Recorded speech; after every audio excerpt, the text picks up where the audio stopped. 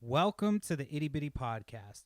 I'm your host, Perry Phillips, and because I've killed so many brain cells, I feel like I'm getting dumber as I'm getting older. So the podcast is a great way to learn more about the things that I love.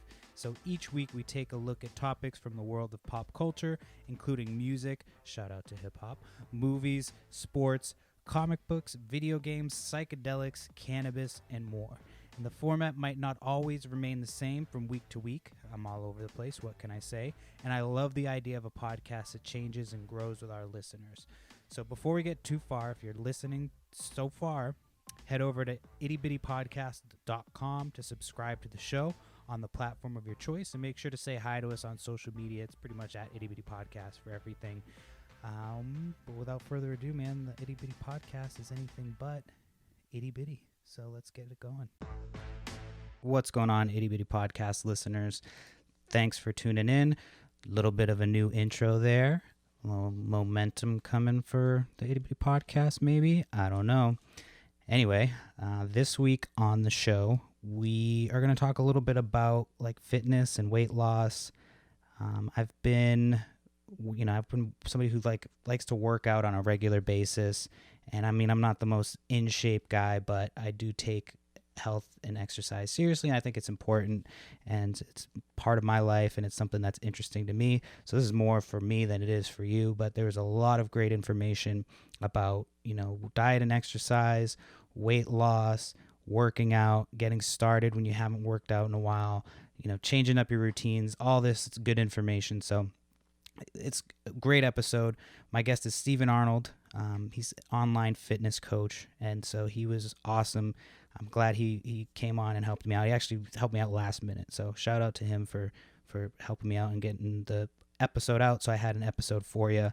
I've been messing around with my internet. You guys know how that's been going. So I have internet up and running now, so it should be any minute now that I'll have some videos and stuff up. So thank you for bearing with me. And now, without further ado, this is not a fitness podcast. It's the Itty Bitty Podcast. It's anything but, and it starts now. Welcome to the Itty Bitty Podcast.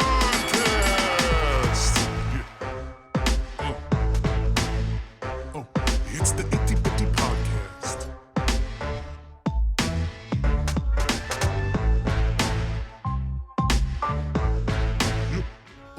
It's the Itty Bitty Podcast.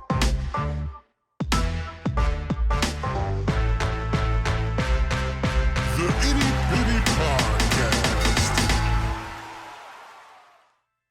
All right, and we're rolling. So my guest today is Stephen Arnold. Stephen, you helped me out in a pinch, so I appreciate you coming on last minute to talk about something I've actually been wanting to talk about for a little while, which is, fitness and health, and kind of I wanted to pick somebody's brain about what I can do to kind of get my fitness to the next level and kind of hit some of my goals, because I know, that's one of the harder things to deal with, and we're with the new year kind of just wrapping up. We're kind of already into the new year, rather. I think it's a good time to kind of talk about some goals and stuff. So why don't you tell everybody a little bit about yourself, how you got your start in fitness, what your journey was like. Go ahead and introduce yourself. Yeah, thanks for having me on, Perry. Obviously, it's a privilege to get to speak and help people, so I appreciate that. Well, I'm just a young lad from England, living in Australia, over in Perth. And basically, when I came here, I started working with sports and fitness models, and through that career path, I managed to coach clients to 21 international titles in natural sports and fitness modeling. Bodybuilders, male bodybuilders, sports models, worked with Miss Galaxy Australia. She went through to the international world competition. I worked with Miss Australia Nude. I worked with WBFF, national champions, ICN, IFBB, ICM. So a few different federations, a few different genres, but pretty much spent 6-7 years working with sports and fitness models. And then I just kind of wanted to move away from that. So I moved more towards working with day-to-day athletes, corporate athletes, people that have less specific goals in terms of working at that kind of level, and I get a lot more enjoyment and a lot more fulfillment out of that now. taking somebody from a 8 out of 10 to a 9 out of 10, very commendable, and it requires a certain skill set. But taking someone from a 2 to a 4, or taking someone from a 5 to a 7, it's a different skill set again, but very, very rewarding. If you can help someone lose a kilo or a pound for the first time in adult life, that's life changing. Taking someone from an 8 or a 9 to a 10, that's commendable, and it's great to have all the awards and recognition. But changing lives is what I've been focusing on now, and really helping people get to where they want to be with their health and fitness. I just feel that modern day society kind of leads us away from optimal health, performance, and body composition. Just the way that the world is in terms of creating more and more pressure on people, both physically and mentally. The down-regulated quality of our environment and our food quality, all the fast food restaurants, and obviously busy lifestyles lead us into having less time to prepare food. And I think it's just leading us away from where we should be in terms of health and fitness. I think you touched on a good point. Time is a big thing for, I think, a lot of people. But I wanted to kind of touch on time for two different reasons. So one thing is like there is such thing as not having enough time. I get that there's people that work 2 jobs. There's people that might have kids that might have something going on and they can't get the time to get that workout in. But like we talked about just prior to starting the recording, I just recently lost my job a couple months ago. And so part of my issue now is I have almost too much time as far as like the diet aspect goes. So I kind of want to talk to you about like how you manage not having enough time, and then how you also manage having too much time. Yeah, it's definitely that's definitely it's a very good topic there, and very very relevant topics as well. I remember as a young lad growing up, my mother would be prepping dinner in the kitchen, and she'd spend the mornings prepping everyone's lunch boxes, and at breakfast we'd all sit down as a family and eat breakfast, and at lunch we'd all sit down at school and have our lunch together, and then in the evening we'd all sit down and have the evening meal together. And those traditions seem to be escaping us now as people start working more and more. I don't know anybody that works a 38 and a half hour working week. Right. Most of the people I know work 60, 70-hour weeks, and how something has to give there. We can't just create time. We can't create 28-hour days. Something has to give, and we tend to sacrifice our health as a result of that. It's not just a few people that are saying that either. It's everybody. Everybody's saying that, and that's why fast food does become popular. We'll rush out the door, we'll grab a bagel on the way to work, and we'll grab our lunch, and that obviously that's out of our control. Then how many calories are in there, what quality is that food, and that's just because of a time issue. Time is something that gets in the way, so it is something that we have to address and look at. And the key for all busy executives or all busy family people, or all busy young athletes, the key is planning and preparing. You have to have a time period where you sit down and plan for the week ahead. And whether you're planning the time, we get our clients in week 2 of our 12-week coaching program. In week 2, we get everyone to sit down with Google Calendar and map out their week. So they put in their date night, which is obviously important. We put in their downtime, their work time, their food prep time. We get them to put all of that into their calendar and manage their time better. I mean, it's essential that we do that. And part of time management would be setting time where you prepare your food for the week. You cook and prepare your food for the week, so it's all laid out in front of you. And we get our clients to do they can cook 25 meals, clean up, and have it all done in about an hour and a half. So that's the whole week's worth of food, Monday to Friday, cooked and prepared on a Sunday in advance in about an hour and a half on a Sunday. So you just recommend, I mean, I was big into meal prep when I was working. I would have my meals were always prepped. I would have my lunch ready, all that stuff. And then as once I was unemployed, it was like I was still trying to do as best a job I could at making sure I was eating the right things. And so I should mention too, my wife is pregnant. And so for the first trimester, it was like a big thing that she was eating was carbs. Like, you know, it was just whatever you could get down. And so as a result, there was a lot of carbs in the house. And I'm one of those people that, like, if I see food in the house, it's hard for me to even if it's not like, I'm not going to overindulge. I'm not going to sit there and eat like an entire sleeve of bagels or something like that. But it was something that I had cut out of my diet. I guess if I can real quick, let me just tell you a little bit about like where my weight loss and stuff started. It was a couple years back.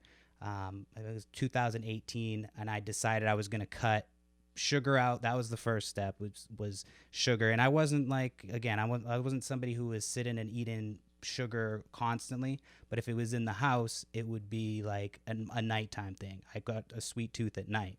So that was the first step, is I decided I would cut out my sugar, and then I cut out carbs for the most part.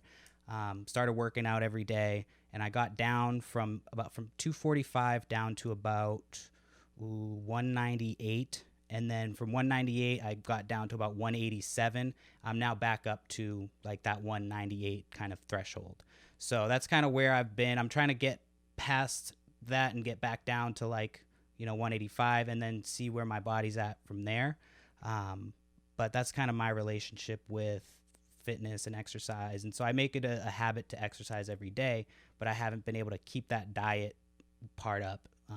So what advice do you have for stuff like that? So there's a lot of factors that come into this equation for you, and there's a lot of people that are in our program, a lot of people that we interact with that are in similar situations. The biggest hurdles to people's weight loss journey isn't actually like knowing what to do or training, or it's emotional eating is the biggest issue. And whether you realize it or not, we're all affected by this to some degree. And this is part of what's happening with you. So it's not emotional eating, not eating to make you feel better, but it's mindless eating. You're not Right. aware that you're doing it. It's passive eating. You're bored, and then you're going in it and taking these foods. So the thing that we need to be aware of is, one is identifying what the issue is, what is holding me back right now, and you've already done that. You're snacking, you're mindless eating, you're getting bored and eating. So once we've identified what the issue is, then it's just about going about addressing that and removing it.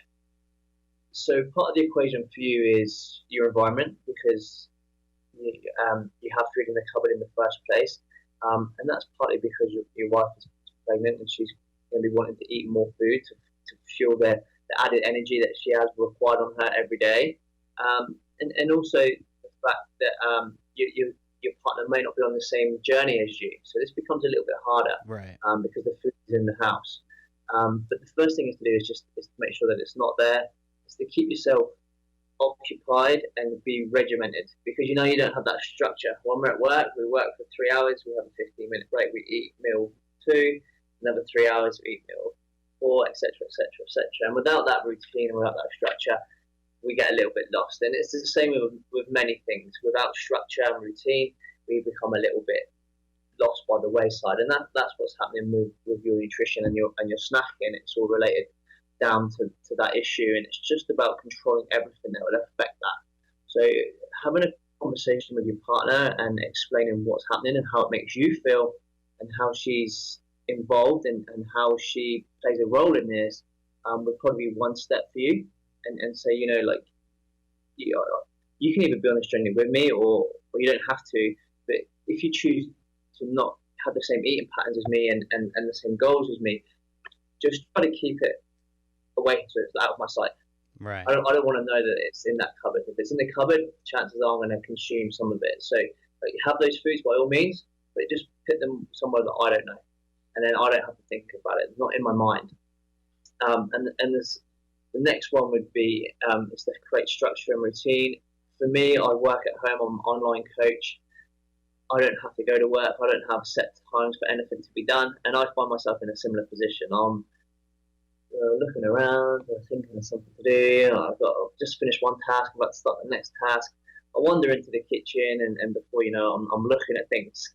Right. And I do the same. And then I got to the point where I'm 12 weeks away from holiday, so now I want to tighten it up. And I do rely a bit on willpower and motivation to keep me away from these foods. But the easiest thing is to not have them there in the first place. Right. Another element of this is, and this isn't probably relevant for you, but it will be for a lot of other people that go to work, they then come home from work, and what they'll find is they're not snacking during the day, but they're snacking at night. That's what that's me. I have a big problem with that. Like it'll be like 7 o'clock and like fucking clockwork. I'm just like, okay, I'm hungry, and I'm only like hungry from like 7 to 9 because I'm trying to not eat too late at night. But for those 2 hours, it's almost like I get hungry and I just want to snack and snack and snack, and like I was out of that habit for a while. So that's another one of our biggest issues that we see with people. It's emotional eating, lack of planning, and snacking. They're the three biggest issues, and we've addressed those already in the first 5 minutes of this podcast. Right. So we're on the right track, and this content's going to help a lot of people. So with snacking, the biggest cause to snacking is just inadequate nutrition to begin with. So people design their own diet, and they just design too little. They're just eating too little. And what's happening is, with the reduction in calories, so you're eating less than you require, this creates hunger, and the hunger becomes so excessive that it leads you into cravings. The body's saying to you, hey, Perry, you're dieting really hard here, you're training in the gym, we are in a calorie deficit, you're not giving us exactly what we need. So as a result of that, we're going to tell you to go and find energy. We want you to go and find energy, find food. And we know that those snacks in the cupboard contain a high amount of energy, a high amount of calories, and they will quickly solve the problem that's in front of us. So go and eat, go and snack. And then Perry goes, okay, yes, and then it's all over. Right. But what we need to do to avoid this is have adequate nutrition. So what people tend to do is, I don't want to get too sciencey, but just for example, I know that I require 3,000 calories of energy per day to maintain my body weight to stay the same and for me to be able to carry out my daily activities. Now, what most people that are inexperienced in nutrition will do is they design their own nutrition diet, and they make it design 2,000 or 1,500. So when you took all the sugar and all the carbohydrates out, you inadvertently reduced your calories, or consciously you reduced your calories. Mm-hmm. And it's calories that body weight. You need to eat less than you burn, etc., etc. So you probably took your calories down to maybe 2,000 or 1,500. So you're like half of what you need. This is a huge deficit, 40 or 50% calorie deficit. And this is going to create an element of discomfort and hunger. And when this element of discomfort and hunger become too big, too excessive, it leads to snacking. So what we need to do for successful long-term health and weight management is design a smaller calorie deficit. So we want to make sure that we're in a 10 or 20% deficit. And this deficit is still enough to achieve fat loss, but it will avoid any excessive discomfort and hunger. And without excessive discomfort and hunger, we can then moderate that and avoid snacking. Now, that's the big for snacking is total calories. They're just too low. And the other factor, which is really interesting, really important, and one that not many people talk about, I don't hear anyone talking about this, is animals on the planet, we all have basic instincts. One is to find shelter, one is to survive, one is to reproduce, and one is to find food. These are all basic instincts that every single animal on the planet have. Now, humans differ from animals in one element. And that element is we have this function called an executive function. It keeps us out of trouble and it overrides the basic instincts. So when you're at work and your boss is pissing you off and you want to punch him in the face, your executive function kicks in and goes, Perry, don't be an idiot. Do not punch your boss in the face. This will not end well. And the executive function does this all the time. Hey, Perry, don't run the risk and try and cross the road in front of that bus. The chances are you probably won't make it and you're going to die. Whereas animals don't have this function. If you watch your cat or your dog and the next cat or dog piss them off, they fight. Right. Straight away they get into fights. Or they try to run out in front of the car when the car's clearly going to hit them. They don't have the executive function. And as humans in modern society, we go to work and this executive function gets exhausted. It gets absolutely abused constantly all day. And I think it was Bill Gates he said, I just wear the same jeans and t-shirt every day, just jeans and a plain t-shirt, because it saves me making it. It's one decision less that I have to make for the day. It saves my decision-making abilities for the more important decisions. So he was aware of this executive function. He knew that the more times he uses his decision-making ability, the more fatigued it's going to get. And it's the same for us. We go to work, we abuse this executive function, and then when we get home at night, we sit down, and the option to go into the cupboard and snack on food is there. And the executive function is so fatigued and drained throughout a busy day, we can't control it. And then we make the decision to eat the snacks. So what we say to our high-powered execs, our busy parents, is you're going to be tired and fatigued at the end of the day, so don't wait until then to make the decision to not eat the snacks. When you wake up in the morning and your executive function is fresh, make the decision at that point. Visualize yourself coming home from work, sitting on the sofa, putting the TV on, watching EastEnders, Neighbours, or Seinfeld, or wherever you are in the world and your favourite TV program is on. When you sit down and you're watching this program, don't wait until then to make the decision. Visualize yourself coming in, going through your nighttime routine. Hey, honey, I'm home. Thanks for tea. That's brilliant, lovely. I can't wait. You're sitting down and you're watching your favourite TV, and you know that decision is going to come into your head. Make it in the morning. Decide that it's fine. It's there. I'm actually okay. I don't need that. Everything's all right. Decide that in the morning, and then when you get home, you've already gone through that situation. You've already made that decision to not give in and eat the snacks.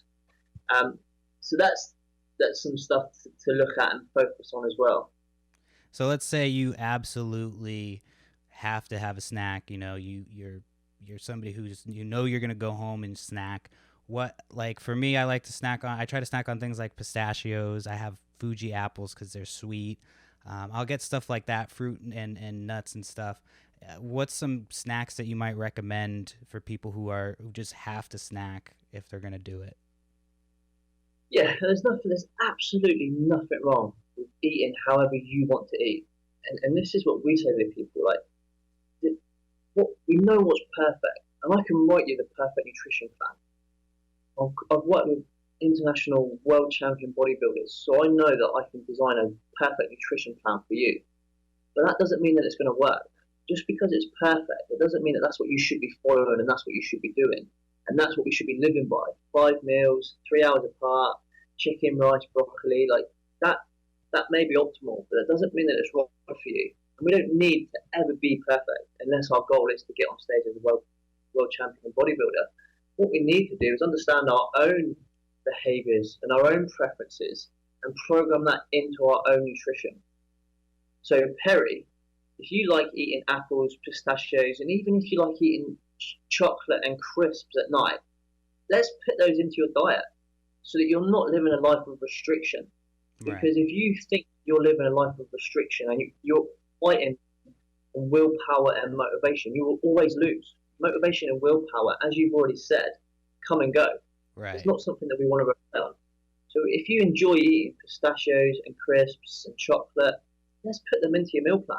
Let's make sure that every day you have some of those foods included. And for people, this isn't you, but for some people that are moving away from a really bad diet, what I will do is I will pick some of the terrible bad. There's no such thing as good and bad foods, but there's better and worse. So for someone that's having a lot of worse foods in their diet and they're trying to move towards a better diet, I will pick some of those worst choices in at regular points throughout the day, just to make the process easier for them. If I take away McDonald's, pizza, crisps, chocolate, and I give them chicken, broccoli, they're never going to stick to it. They're never going to enjoy it. They're going to hate it, and they're going to resent health and fitness. But if I can give them chicken and some vegetables and a bit of chocolate, then they're more likely to stick to it. And that's what we can do for you as well, Perry. What you should be doing is saying, okay, I know that I need 3,000 calories or however many calories, and what I want to do is just make sure that I'm in a slight deficit, and part of the foods are going to include pistachio nuts and chocolate. And I do this the same for myself. I will include 3 squares of dark chocolate at night because I enjoy it, and it's perfectly fine.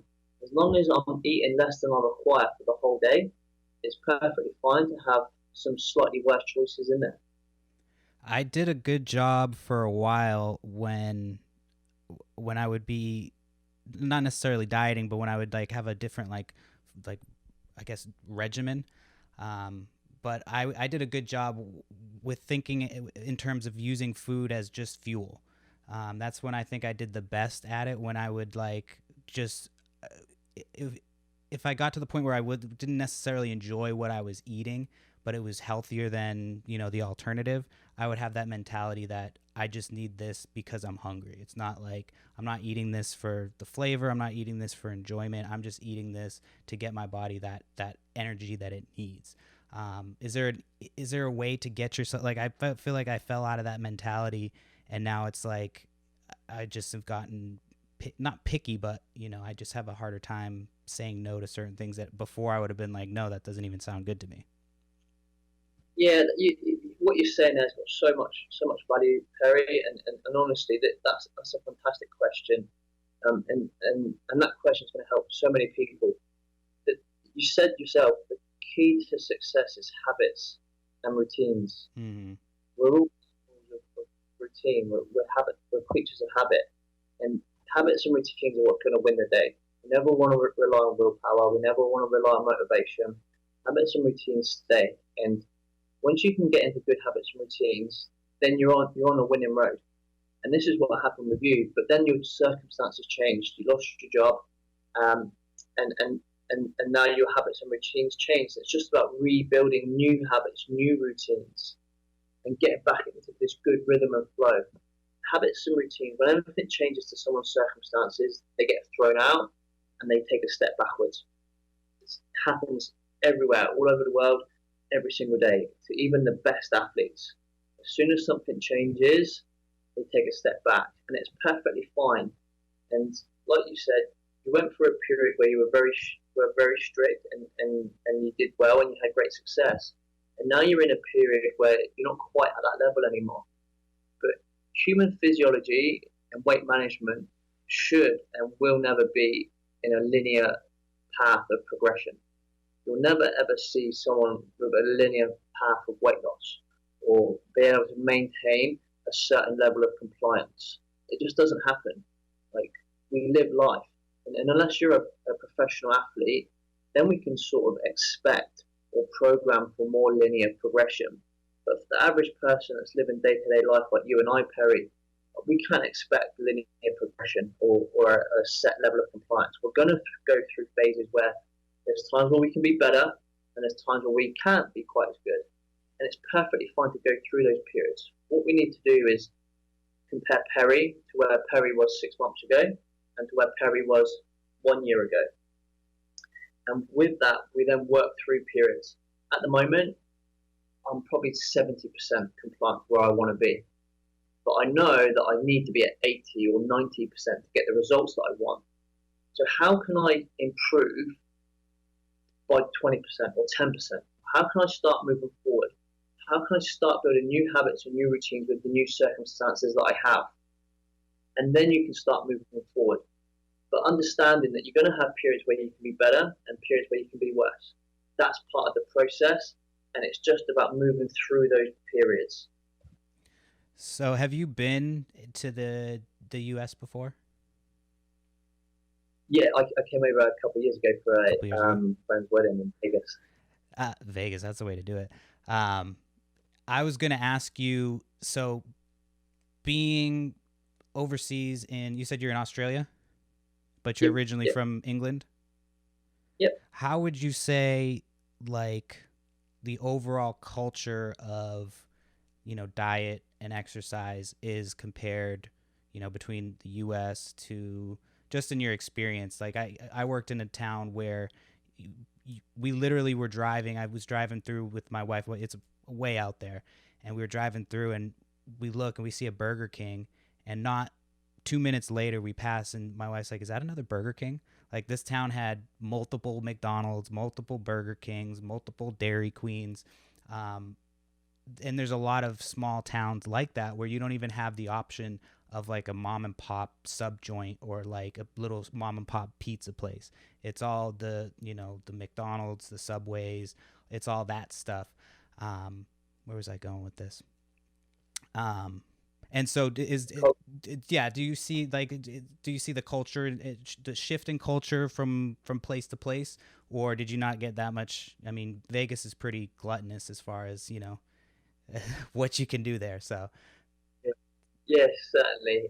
There's certainly a massive cultural difference between the three places from the limited experience I do have. Growing up in England, I spent 28 years there. There were people that played football, there was people that played rugby, and there wasn't really anybody that focused on nutrition. right. The culture in England is you work hard Monday to Friday, Saturday you play football, and then you go to the pub. And in England, it's cold and wet for 51 and a half weeks of the year. Right. So we're all wrapped up, sat in the pub in our jumpers and jackets, woolly hats. So our physiques aren't really something that got focused on a lot. There's probably 5 people that went to the gym in my hometown. And right. I'm not saying that's the culture for the whole of England, but that's what I was exposed to.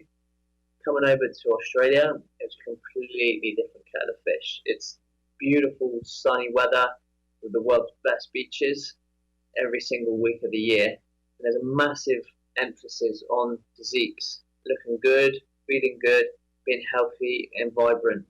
And that's driven by the fact that a lot of people know they're going to spend a large portion of their year, of their life, on the beach.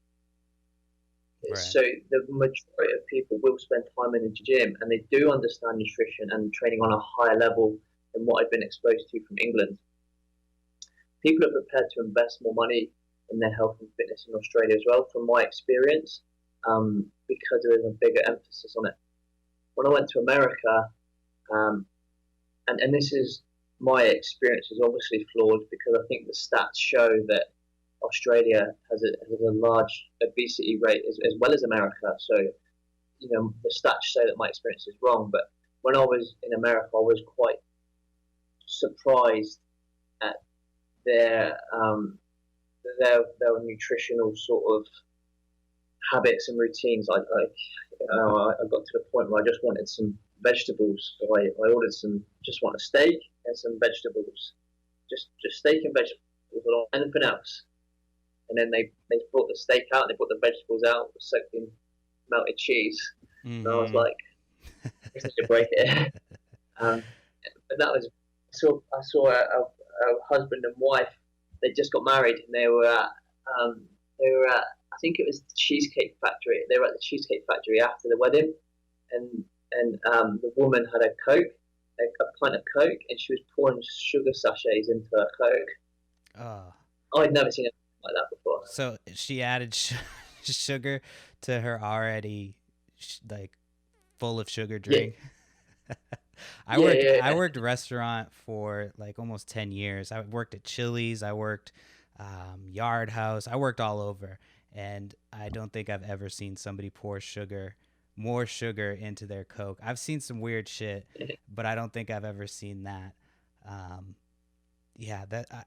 I've seen people, I've seen a girl eat, she asked for ramekins one time.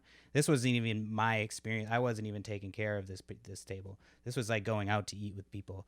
And it was, this girl asked for extra honey mustard for her, whatever she had got.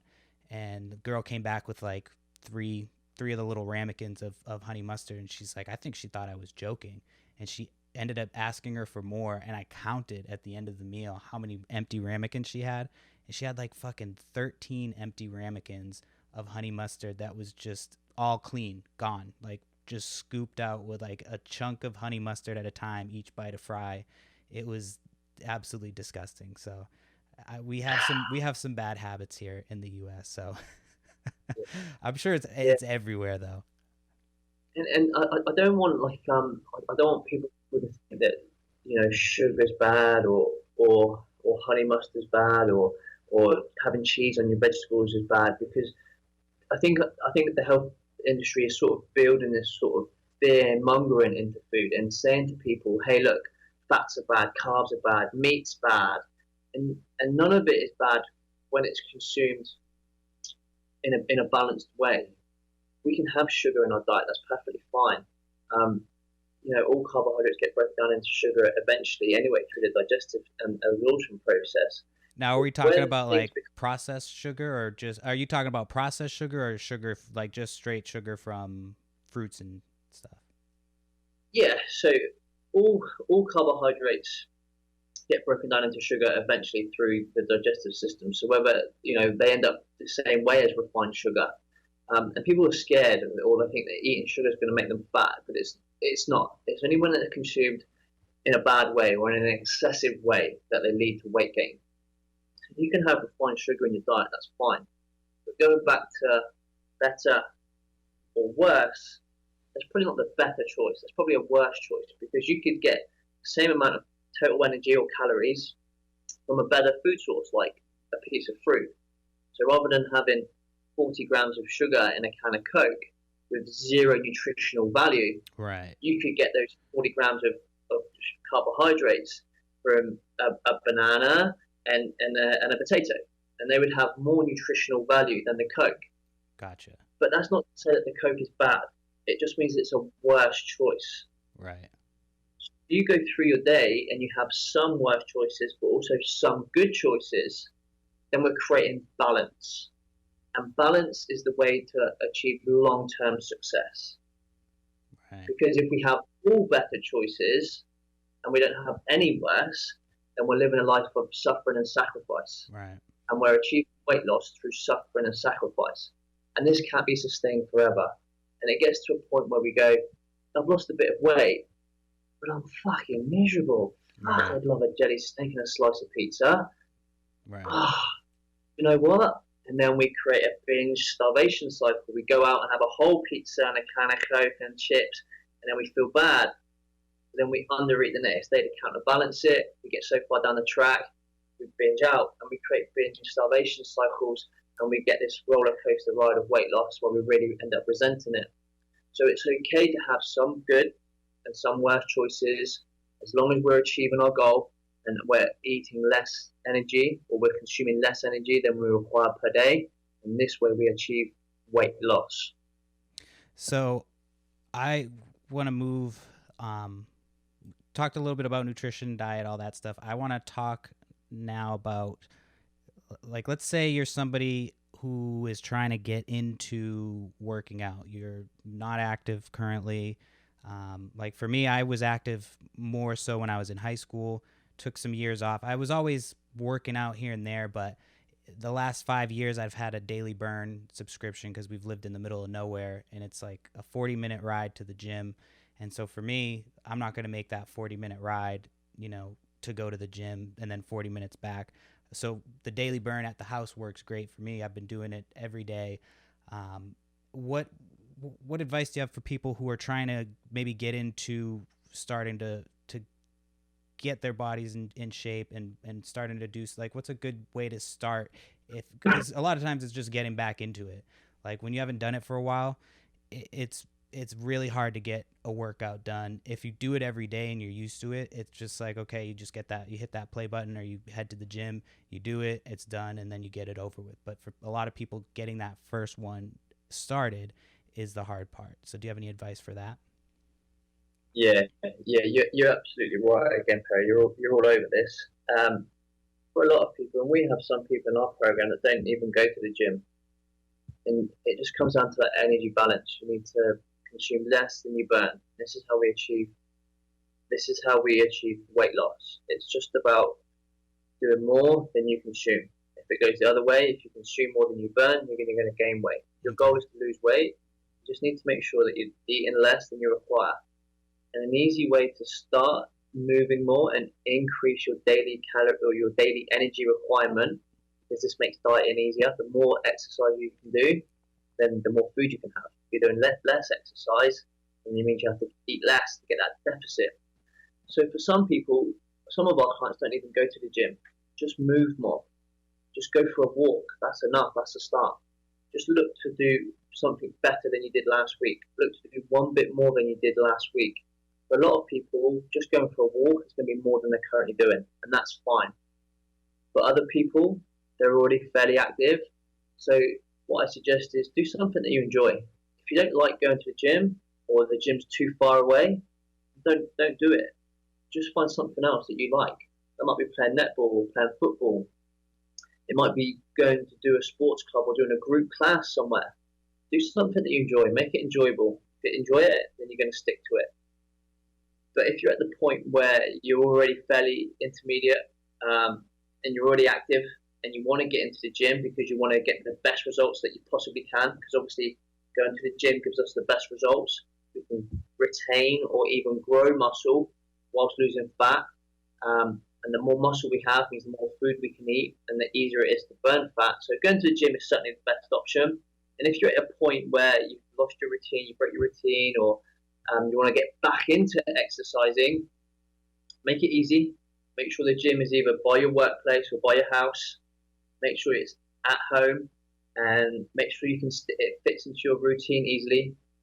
Get somebody to hold you accountable. So, hey, mate, hey, girlfriend, hey, mum, dad, auntie, uncle, do you want to come and do the training with me? Do you want to exercise with me? Hey, work colleague, do you want to come to the gym with me? So you have someone to keep you accountable, or coach, get a coach. Hey, accountability, make it easy, make it enjoyable, and build it into that routine. Build it in and set that time every day. Every single day at 6 o'clock a.m., I'm going to get up and I'm going to train. That's my time slot. And be realistic with it as well. If you're currently doing nothing and you're sat on the sofa, aiming to train 6 days a week, probably not the right idea for you. I'm going to go to the gym once this week. I'm just going to get to the gym on Monday at 6 a.m. I'm going to go to that gym. And that might be it. And then week 2, you might go, I'm going to go to the gym Monday and Wednesday at 6 a.m. And set the routine out and make the progress easy. Because we see a lot of times people go from 0 to trying to train 6 days a week. Too much of a shift, too much to do. They can't stick to it and they end up failing. Make it easy. Give yourself the wins. Small goals and stuff. Set easy, achievable goals. Yeah. For you, it's just about building that routine now, Perry. Because your circumstances have changed, it's just about building new habits, new routines to new circumstances. Set a time where you're going to train every day. Get those foods out of the cupboard. Design a nutrition plan that you enjoy and suits your new circumstances. And then give yourself structure so you're not getting bored and mindlessly eating. Okay, I like that advice. Let's say you got a big chest workout coming up, big chest day. You're maxing out. What music is going on your playlist to get you pumped up to get that to push that weight? I was born in the 80s, grew up in the 90s, so a little bit of 90s hip hop rap music will you fit right in on this show. Yeah, I love it. Bit of Notorious B.I.G. Yeah, I got a Biggie shirt on right now. Have you? Let's see. Oh yes. So yeah, I think that music, like when I do work out and I'm hitting it hard, I have to have music on. I think that's a big thing for me, is like if I don't have that music going, it's almost like a rhythm. I have to get that to get me going. Beautiful. Get in that mindset, get focused. I want to ask you one more subject before we kind of talk about we can talk about your stuff here, so that way we can get everybody to know about what you got going on. I just want to talk a little bit about rest and recovery. So like for me, I'm somebody who, if I try to work out every day, and it's not because I do it because I enjoy it. I like the exercise. I feel like if I don't do it, then I have to make up the work the next day. So I do try to take some either like active recovery days or rest recovery days. But what are some things like that I can be doing? Should I be going every day without taking a full rest day, or is active recovery enough? What should I be doing as far as rest and recovery to make sure that I don't prevent injuries and all that stuff? Yeah, great question. Great question. So everybody has what we call a maximum recoverable volume. It's the maximum amount of work that you can do and still adequately recover from. And what you're saying is a lot of people do fall into that trap. They just think more is better. They keep doing more and more and more. they don't adequately recover, and as a result, they actually dig themselves into what we call a fatigue debt. They go into the gym the next day, they haven't recovered, they're slightly fatigued, their gym output becomes slightly diminished. So rather than giving 100%, they now give 95%. They don't recover adequately, go to the gym the next day, and now their training output becomes 90%. They don't recover adequately, go into the gym the next day, they train 85%. And they just keep themselves into this big fatigue debt. So as an individual, it's part of your responsibility or your coach's responsibility is to find that maximum recoverable volume. How much training can you do and still adequately recover from? More training, more stimulus doesn't necessarily mean more results. More stimulus requires a bigger general adaptation curve. So the more training you do, the more recovery you have to do. And if your recovery doesn't match the stimulus, you end up with less results. So if you do more, you need to recover more. But the most important thing is that you actually need less stimulus than you think. You'll respond a lot better by doing a little bit less.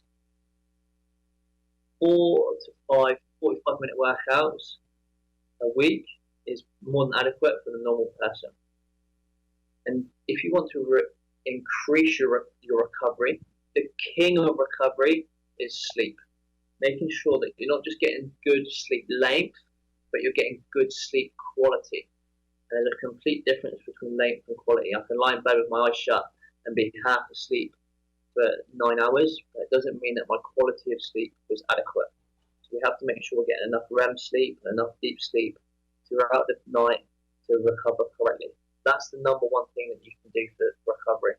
The next best thing is nutrition, making sure that you're getting enough micronutrients through better choices of nutrition, wholesome fruits and vegetables, and enough energy, enough calories.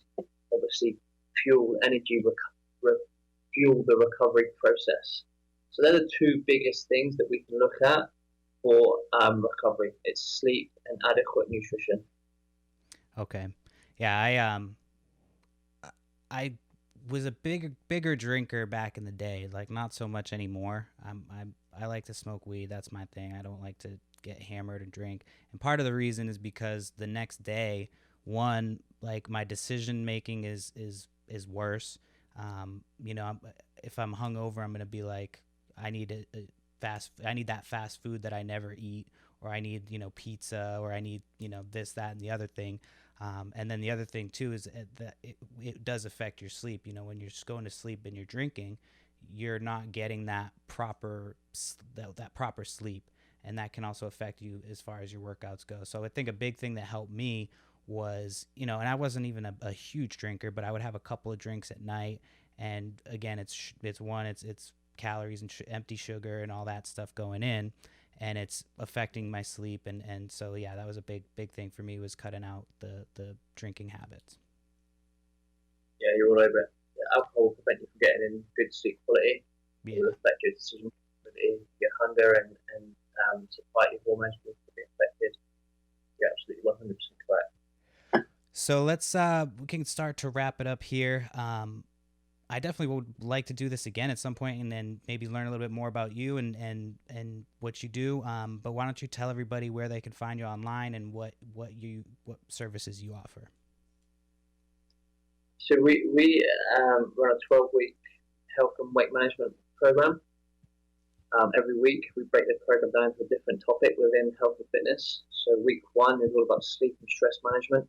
Week 2 is about time management and mindset. Week 3 is about nutrition. Week 4 is training, etc., for the whole 12 weeks.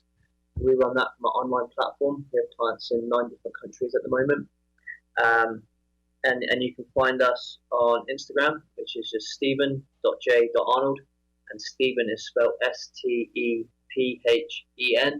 or you can find me on Facebook, again, Stephen Arnold, or just search for Team Bodyproof. That's our company name, Team Bodyproof. We have a group and a page on Facebook. You can find us there, or you can just go to our website, teambodyproof.com.au.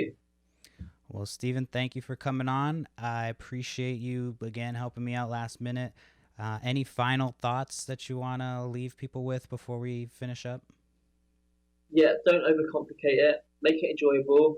And the fundamental pillar of weight loss, that which cannot be denied, is the one thing that we know 100% for certain in science, is it's energy management that dictates body weight. So if you eat less food or you consume less energy than you need per day, you will lose body weight regardless of how you get that energy. So you can, as long as you're in a calorie deficit, you can have some sugar, some chocolate, some pizza, some crisps within that food for the day. As long as you're eating less than you require, you will still lose weight. Keep it simple, make it enjoyable, and just make sure that you're eating a calorie deficit, and you will lose body weight. All right, Stephen Arnold, I appreciate your time. Thanks for coming on the Itty Bitty Podcast. And I'll talk to you guys next week. See you later. Thanks, Perry. Take care. And that's our show for this week. Thanks so much for tuning in. Again, if you like the show, make sure you subscribe, rate, review, all that good stuff. Share it. Tell all your friends. Hit us up on Instagram. Go over to the website, ittybittypodcast.com. Make sure you subscribe on the platform of your choice. And tune in next week. We're going to be talking about... That was a fucking terrible drum roll. Cannabis.